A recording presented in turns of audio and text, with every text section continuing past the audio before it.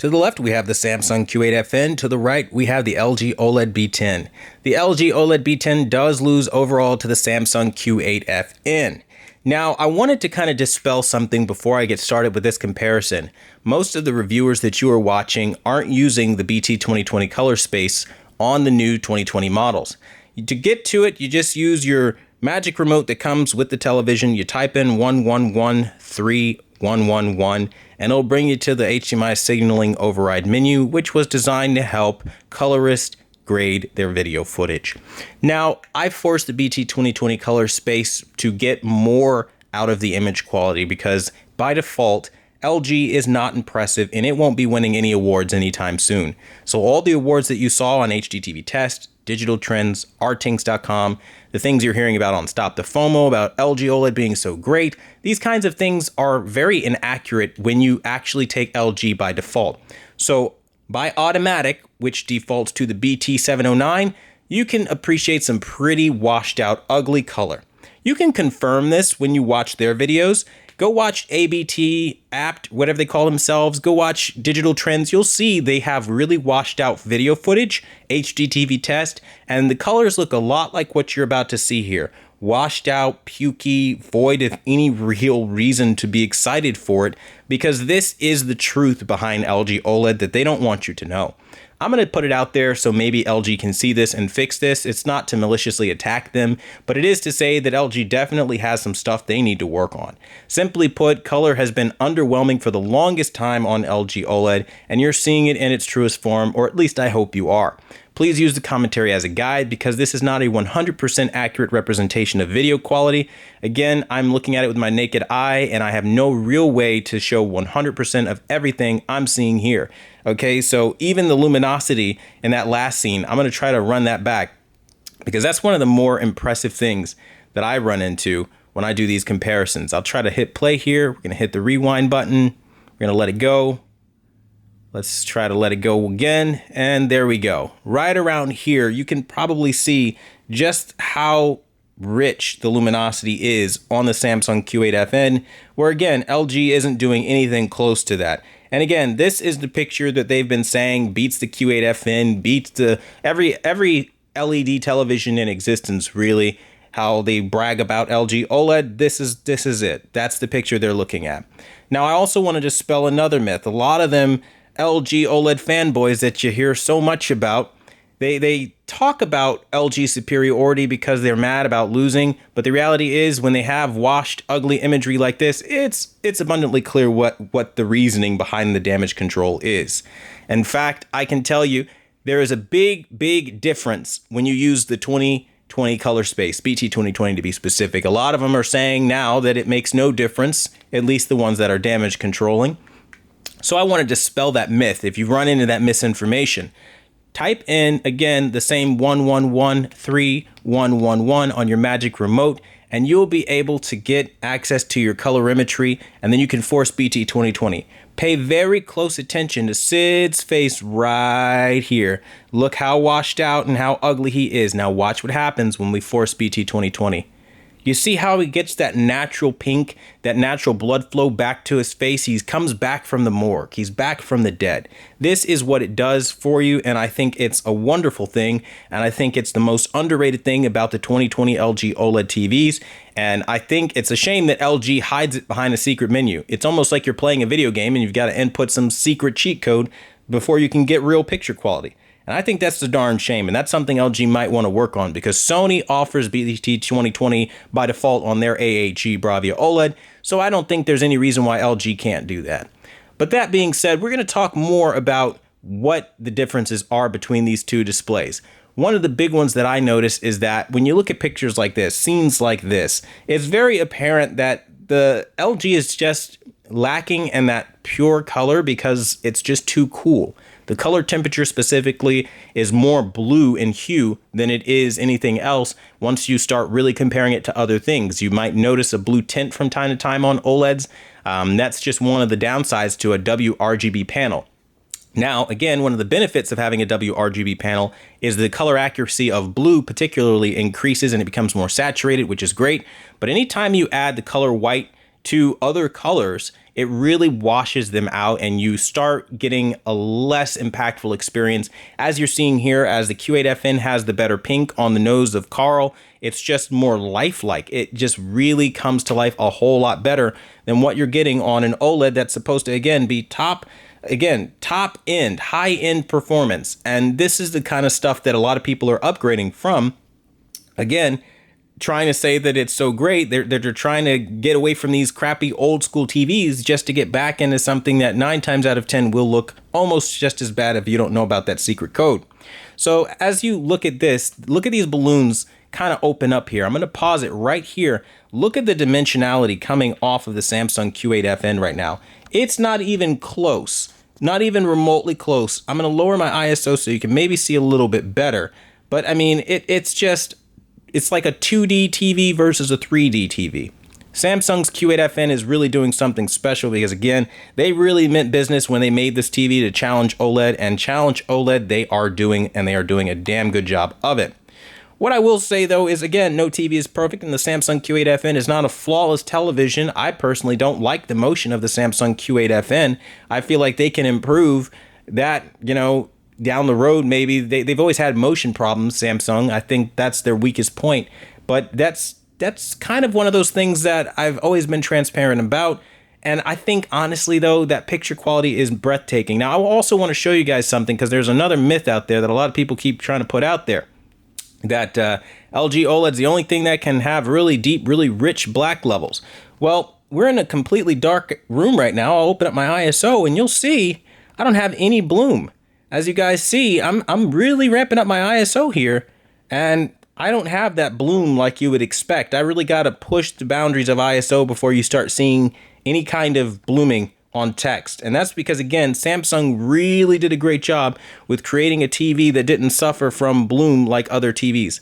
Now, I've got to lower this down, otherwise the next clip will come in really, really bright and just clipped out, so we don't want that to happen. As you see, scene for scene, I think the important thing to notice is the difference in hues and in colors, particularly faces and overall detail. Most distractingly for me, though, is that if I didn't put in this code, LG wouldn't have a chance to compete with this Q8FN. So now comes into question, does the LG even remotely have a chance in the market? Because even though right now the blues are really saturated and things are looking impressive for LG, that immediately changes the moment you get to scenes like this, where you start looking at faces, and I'm telling you right now, it's going to be dramatic. Check this out. So you notice how the reflection on the Samsung Q8FN not only has the hues, the appropriate colors, and all the stuff that you look for. Well, you look at the LG and it's just kind of like, man, that's not really looking more like a reflection in a spacesuit. It just kind of looks like it's fading out from a prior scene, where on the Q8FN it's showing the ambient light in the spacesuit and the space helmet being reflective. I mean, look at this skin tonality, way better on the Samsung Q8FN. LG is not really producing the skin like it should. And this is one of my big gripes. I mean, right down to even the ambient lighting on the suit itself. As Buzz Lightyear kind of leans up here, you can notice a lot more highlight detail on the cheeks, the catch lights, and the eyes, like little things like that you're noticing that you just don't have. Now, as I was saying earlier, you really got to ask if LG even has a viable argument in the market for even being remotely a competitor, because if I type in 1113111 on my Magic Remote, and then I go into colorimetry, and I do with all the OLED fanboys that hate my content say I should do, and I turn off the BT 2020 color space, because it just stretches out your color coverage and you're an idiot for using it, as they say. Okay, you put it to auto, which Rec 709, BT 709, well, look what that does to the image of LG now. If you thought it was not competing before in BT 2020, I mean, just look at how far apart it is now, and it becomes abundantly clear. It becomes very clear that, again, LG is not doing it the way they should be doing it as far as color. And, tell me if I'm wrong, but doesn't this look a lot like the outdated old TV that you're trying to upgrade from? Because a lot of the people upgrading are upgrading from these 16 million shades of color TVs. What's the point in buying a 10-bit display and not using the features of a 10-bit display? I mean, it makes no sense, because let's be real, 90% of content is SDR. not HDR. So why not force BT 2020 and pull out that extra color? That's what I would say to those people that are on the naysaying side of things, because as you're seeing in real time, there is a definitive difference, and it absolutely betters your content. And I'm going to show you that right now. So again, as you guys are seeing, he's washed out and he's dead right now. But again, when you go on artings.com and you look at their videos, you look at Digital Trends videos, you look at Stop the FOMO's videos, you look at the Villaman's videos, they all have these really washed out pictures because this is what they're rocking, the default colorimetry. It's ugly. That's how OLED looks. So when they tell you it's the best, that's what they're doing. I'm over here putting in secret cheat codes, putting it in BT 2020, and bam, giving it better color and making it a lot closer to TVs it could never in a million years hope to touch without putting in a special cheat code. That's just the real honest conversation that nobody is willing to have right now. But when you do put in that cheat code, the gap again narrows. It's not as far apart, and that's a good thing. But again, I think LG, they're just idiots for not putting this in their display for literally everybody. Every single LG OLED owner right now should be getting a patch to access and choose whether or not they want to force the BT 2020 color space. One of the biggest problems though with LG is that automatic brightness limiter. I'm sure you guys saw that. I mean, look at the difference in brightness.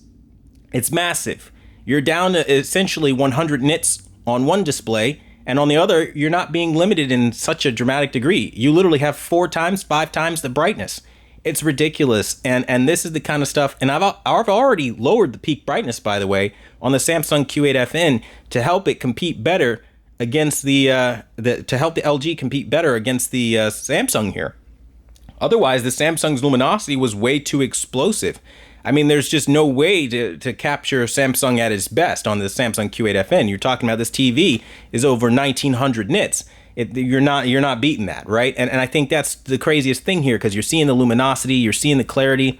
Notice the rocks as this ground opens up here. Look how three-dimensional they are on the Samsung Q8FN, where on, again, the OLED, they look two-dimensional. This is the kind of nonsense that I'm talking about. Notice how as the rocks are falling, they fall in a more three-dimensional. Look at that contrast. That's not supposed to happen. But Samsung has better contrast than an OLED. These main guys out there in the AV space with all their thousands and hundreds of thousands of subscribers won't tell you that, because they're in it for commissions, they're in it for checks. I don't have to lie to you. I bought both these retail units, no cherry pick samples, no retailer sending me anything. I'm out here working and doing it the honest way, and I tell you, the results speak for themselves, folks. And when you buy these TVs, you're going to be experiencing something very similar to what I'm experiencing, how it is literally just this day and night, this black and white. And you're not going to hear it from everybody out there because it's not in their best interest to do that. I will tell you guys, if you look up a story right now that is kind of trending for those who kind of want to know like some news out there in the world of technology, there's a YouTuber called Hardware Unboxed. He literally just got banned from NVIDIA because his editorial style wasn't what they wanted on a review. Literally to the point where they said, should your editorial direction change in the future, you'll basically be unbanned and we'll give you retail units, or rather review units again. I mean, it's basically blackmail from NVIDIA. I mean, you should look that up. It's pretty crazy what's going on. But it's what I always talk about. These guys are out here trying to get favor. They're trying to stay on the good side of these corporate executives. They don't give a damn about you. It's about money. I mean, check this out. Look at the highlight detail coming in on the Q8FN. The OLED is getting destroyed right now. It literally can't compete. I don't know if I have to lower it down so you can see just how dramatic that is. That's really a big difference. And when you're paying thousands of dollars, that's something that honestly you need to know about. There's an older TV on the used market right now in the Samsung Q8FN that you can be buying. And it's way better than what this 2020 OLED is. And need I remind everybody, I'm using a BT 2020 color space that most recommend you don't use. Had we done it the way that every single professional in the AV space right now recommends you do it, like, you would be in the 709 color space, and you'd be using the auto. You wouldn't even be using wide or extended to get even better color, and you'd be using 50 color. Everything would be just washed out in garbage. That's what they want for you. I aim for something better. I'm trying to optimize these displays. I'm trying to make sure that when we get these displays, we see the best version of these displays. So hopefully by putting information out there, I'm doing some good for some people out there. Now, obviously, we're always going to have people that hate the content, but I really want to show this off because with the OLED versus QLED argument, I think, yes, the WRGB, as you guys are seeing, makes blues more saturated and more accurate, which is wonderful. They struggle in a great number of ways, and the biggest one is that overall contrast and clarity. Peak brightness, as we're seeing right here, it's just completely nerfed. I'll lower the brightness so you can see the Samsung Q8FN a little better. Maybe that'll paint the picture for you. I don't know. That's about where I see it with my eyes, about here to there, somewhere in the middle. And I'm telling you, the OLED is just dark as hell right now. And even in a dark room, I'm in a mostly darkened room, and I'm telling you, it's still noticeable. You still see what is a massive drop in your peak brightness. And that is not something that everybody signs up for, because that's not something that's comfortable. Another thing I want to draw your attention to is notice again how now we're looking at skin tonality. Notice how the Q8FN nor the LGB10 is oversaturated. So even though we are in the BT 2020 color space, again, it's more than adequate, and it looks game-changing and is beautiful. And if you haven't tried it, I recommend you do try it, because I'm telling you, it'll make all the difference in the world. Because I tell you right now, there are a lot of people spreading misinformation about how you should watch your TV, saying that SDR is 709, and because it's 709, that it can't do anything more, and all you're doing is destroying the picture quality, and yab, yab, yab. You guys will hear it. But I tell you right now, this is what they want for you and your family. Look at the BT 709. You see how washed out that is? That's how they say you need to be watching TV, not the TV to the left. The TV to the left on the Samsung Q8FN is in the BT 2020 color space. There is a clear and marked improvement over what you're getting in the 709. And the 709 is just so not worth it, because that's what you are upgrading from, right? You're upgrading from this washed out look, and I want to drive that home to the fullest degree, because this OLED versus QLED argument always goes back to the same thing. These OLED elitists, these people trying to tell you how to watch TV, what's accurate, what's not accurate, and they couldn't be further up their own asses with that. I'm going to tell you right now, the TVs that I've seen on the market right now are getting worse and worse because of those same AV enthusiasts. They're marketing, they're lobbying, they're lying, they're trying to get favor to get units sent to them, to try to get retailers to send them units now. That's the new trend. Everybody has a retail partner. And honestly, I don't really care one way or another. That's their business. Make your money. Hey, you got to do what you got to do to eat. But I'm going to be right here putting the information out there just in case you watching this video right now wants to be treated like a human being, wants to be respected, wants your money to be respected, wants your family to be respected when you make a purchase, right? And more importantly, you know, when you start putting in comments and you start asking questions and you want to get involved in the community, you get treated like a human being, right? You're talked to. I answer over 43,000 comments. That's my latest annual report. So if you have questions, ask me and I'll help you. And I'll help you truly decide what's the best, narrow down models, whatever you need, man. I've got your back. But don't let these people try to manipulate you. OLED is not where it's at. Not yet. They've got a long way to go. I think if you can find it on super sale where it's like, you know, under $1,000, then all right, fine. But over $1,000, OLED is just not worth it compared to what the market has to offer. Good alternatives to an OLED are things like a Hisense H9G. That's a good alternative to an OLED right now for the budget market. It'll be all the TV you really need. If you're somebody looking for something a little bit more high end, I would just wait until 2021 and just get a better TV then, because the TV technology is going to obviously change for the better. And we are seeing that with micro LED already being talked about and things like that. So quantum dot OLEDs and whatnot. Though it is my little speculation that quantum dot OLED already exists. I feel like Sony already has a quantum dot OLED because they advertised the triluminous technology on all of their OLEDs. So if you look into the triluminous technology, that is quantum dot technology, a quantum dot film or filter. And I wonder if that is, in fact, how they make their OLEDs. But again, I don't really know. I'm just kind of geeking out right now. But the point being is that, you know, when you talk about the Samsung Q8FN and you talk about whether or not it holds its own, it holds its value, it absolutely does. The final piece before I close out this video that I'll just kind of part with you guys is that there are so many people talking about HDR, and they're talking about the next wave of gaming. And they're talking about the fact that, you know, you don't have 4K at 120 hertz. I, as a PC gamer, have personally been able to get 4K, or not 4K, I've been able to get 1440p at 120 hertz with ultra settings. I have ALM, VSync. I mean, really, I am all kinds of good with G-Sync. I'm good. I have the, the FreeSync technology as well. I mean, I'm just fine. Now, of course, there are those people that try to say I do not have G-Sync on this particular model. It's only the 2020 models, but I literally saw it and I used it myself and showed it on video, and I have no problem with it. So, I mean, I'm also on older firmware. I must point that out. I'm one of those people that do not update. So if you update it, that might be one of the reasons why you probably aren't having G-Sync. So I'll say that too. But I mean, my point being is that this is an incredibly well-spec'd TV, and I'm sure you can find other TVs like that. And the current market isn't trying anymore. Across the board, Sony, Samsung, LG, they're downgrading.